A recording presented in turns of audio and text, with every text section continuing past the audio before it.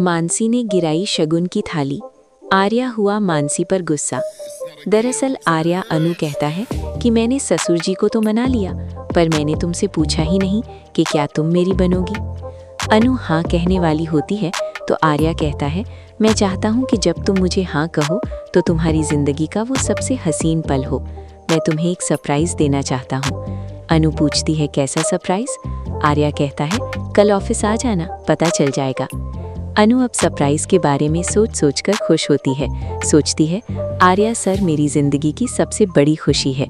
अब एक एक पल भी उनके बिना बताना मुश्किल हो रहा है।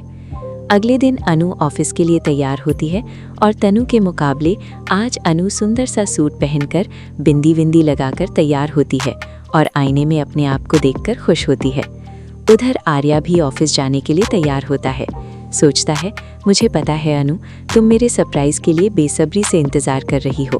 बस कुछ पल और, फिर तुम मेरा सरप्राइज देखकर खुशी से झूम उठोगी। इधर गायत्री देवी अनु के लिए शगुन की थाली सजाती है। तभी मानसी आती है और गायत्री से पूछती है, मॉम ये सब आप क्या कर रही हैं? तो गायत्री कहती है, मैं अनु के घर जा रही हूँ आर्या का रिश्ता लेकर।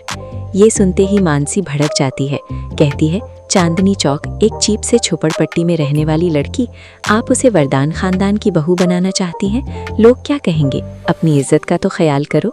गायत्री कहती है, अनु एक अच्छी लड़की है और आर्या की पसंद है।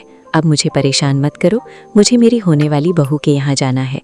मानसी गायत्री देवी के आगे आकर खड़ी हो जाती है और उसे जाने से रोकने लगती है और फिर गायत्री के हाथ से शगुन की थाली गिरा देती है। गायत्री कहती है, ये तो तुमने अब शगुन कर दिया। तभी आर्या यहाँ आता है। कहता है, मानसी तुमने माँ को ऐसे रोककर ऐसे बात करके सही नहीं किया। यहाँ आर्या मानसी को खूब डांटता है और उसे अपने कमरे में जाने के लिए कह देता है। फिर मानसी अपने कमरे में जाती है और अपने आप से वादा करती है कि वो आर्या और अनु की शादी नहीं होने देगी।